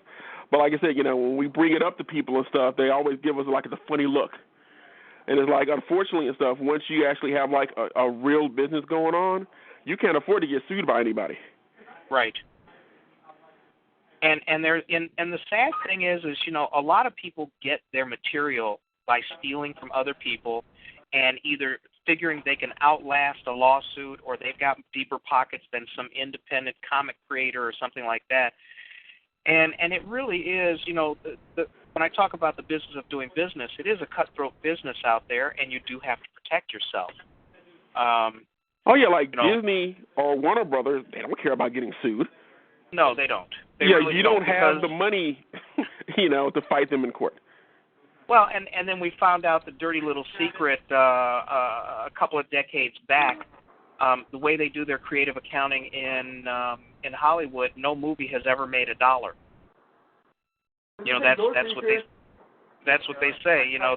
You go and you look at the accounting. They go, but with all the marketing costs and overseas this, overseas that, we still haven't seen a profit yet. So, the person who we stole the idea from, you're just out of luck. Well, there's no money to be had.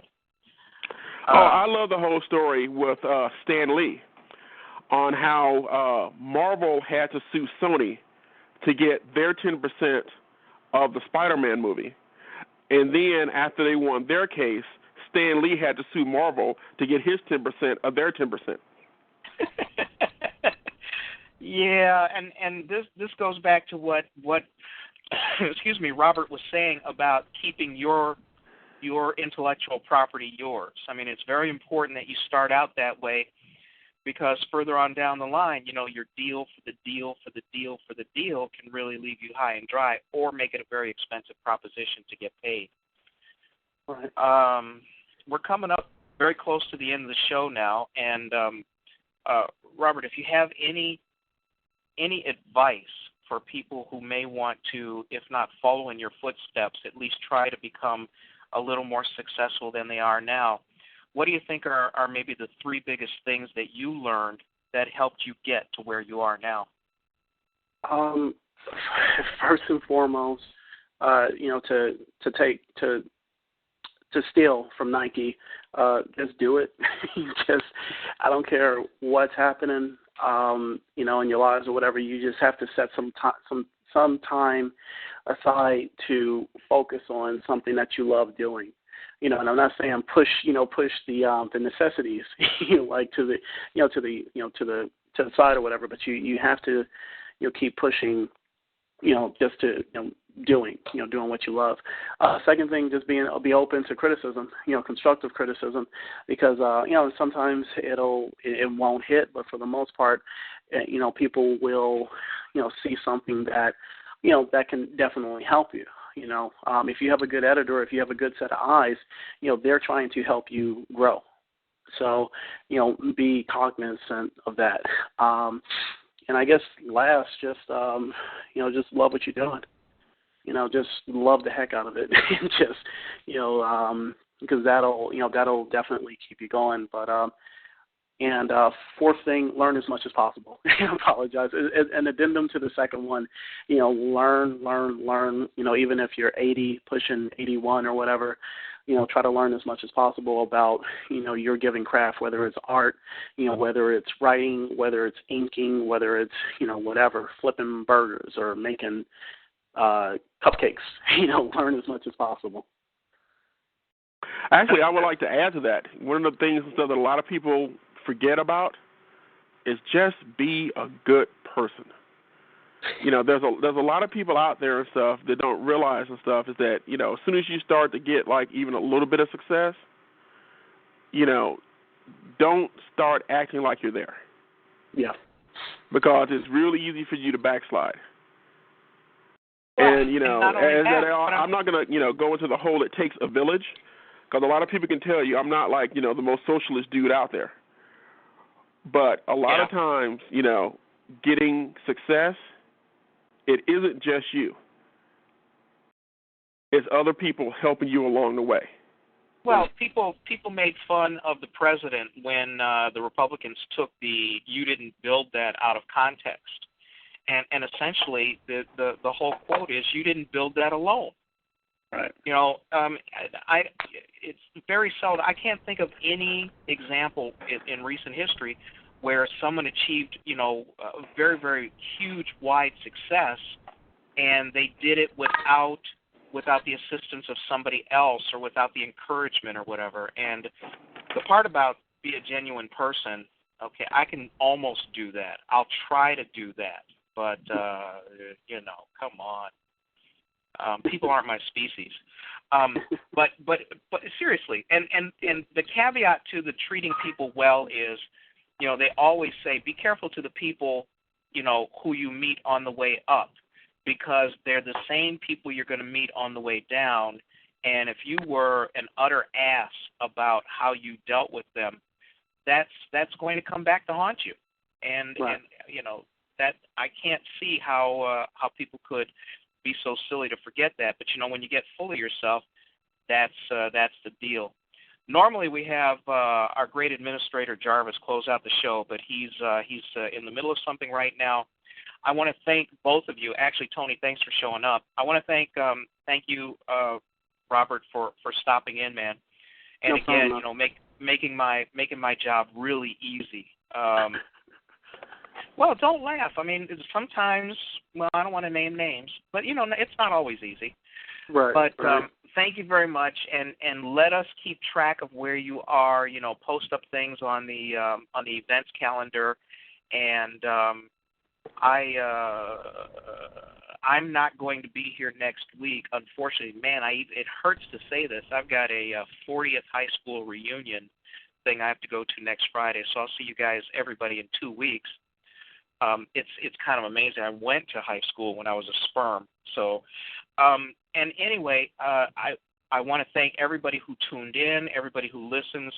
Please tell all of your friends about this, the fact that we actually have, black.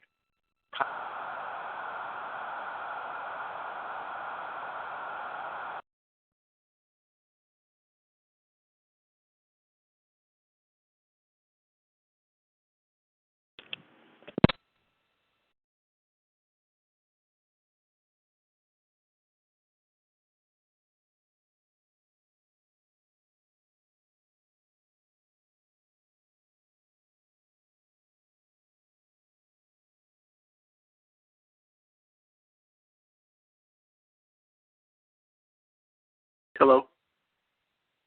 Is this thing still on? Yeah, it kind of cut off for a second. Well, that was odd. But it looks like I have you all to myself now. Yeah, Did you enjoy the show? Yeah, it was good, man. It was really, really, really good. Like I said, I had listened to a few of the episodes before, and I was telling Williams.